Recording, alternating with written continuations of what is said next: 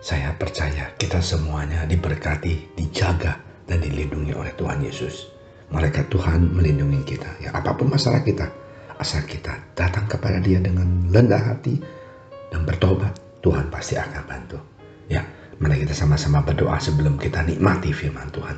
Terima kasih Tuhan Yesus atas kebaikan Engkau.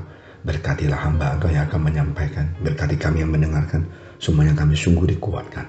Dalam nama Engkau Tuhan Yesus, kami telah berdoa. Haleluya. Amin.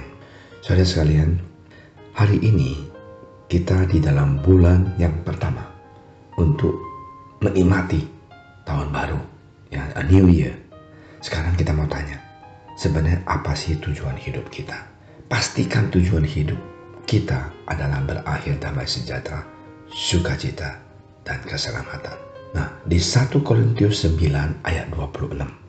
Sebab itu aku tidak berlari tanpa tujuan, dan aku bukan petinju yang sembarangan saja memukul. Rasul Paulus tulis surat kepada gereja Korintus. Dia mengatakan, aku tidak berlari tanpa tujuan, dan aku bukan petinju yang sembarangan saja memukul. Kita pasti akan pukul tujuannya, ya. Siapa yang kita akan pukul, lari kemana kita harus mau lari, ke finish line, bukan ke ending line ataupun tengah-tengah. Dalam hidup manusia pasti ada keinginan yang menjadi tujuan hidup kita, bukan? Tanpa tujuan maka hidup akan hampa dan sia-sia. Inilah saudara sekalian, sering sekali saya mengatakan bahwa manusia harus mempunyai tujuan. Manusia harus mempunyai planning. Manusia harus mempunyai keinginan. Tetapi sayang sekali ada dua jenis keinginan yang menjadi tujuan hidup manusia. Pertama, yaitu keinginan hanya duniawi. Apa artinya duniawi? Mereka hanya memikirin reputasi, uang, hawa nafsu, kedagingan. Nah, kita lihat 1 Yohanes 4 ayat 5. Mereka berasal dari dunia, sebab itu mereka berbicara tentang hal-hal duniawi, dan dunia mendengar mereka. Ya, jadi orang yang mengatakan duniawi ini, ya orang dunia mendengar dia. Sehebat apa dia, ya kan? Nah, manusia dengan fokus keinginannya duniawi suka pada perbuatan kedagingan. Contohnya, perbuatan yang nyata itu di Galatia 5 ayat 19 juga tulis dengan jelas. Perbuatan daging itu adalah percaburan, kecemaran, hawa nafsu. Hawa nafsu itu kedagingan. Penyembahan berhala, sihir, cari sihir gini, perseteruan, senang kalau lihat orang perseteruan dan perselisihan, iri hati, pemarah, ya, kepentingan diri sendiri, pencitradalaan, roh pemecah, sering sekali senang lihat saudaranya pecah belah, kedengkian, kemabukan, pesta pora, dan sebagainya. Terhadap semuanya itu, ku peringatkan kamu, seperti yang telah ku buat dahulu, bahwa barang siapa melakukan hal yang demikian, ia tidak akan mendapatkan bagian dalam kerajaan Allah. Ini Galatia 5, 19, 21 jelas sekali menulis kalau orang yang hanya duniawi, dia orang tidak layak dan tidak bisa menuju ke surga.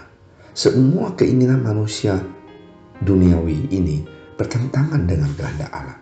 Sebab keinginan daging adalah perseteruan terhadap Allah, karena ia tidak takluk kepada hukum Allah. Hal ini memang tidak mungkin baginya. Di Roma 8 ayat 7. Akhir kehidupan manusia duniawi ini adalah maut. Ya. Yang kedua, manusia berkeinginan rohani. Sesudah kita bertobat, mulailah kita berubah. Di Kolose 3 ayat 10, dan telah mengenakan manusia baru yang terus-menerus diperbaharui untuk memperoleh pengetahuan yang benar menurut gambar kalinya. Nah, Tuhan baik, ya. Manusia rohani fokusnya untuk menjadi serupa dengan Kristus.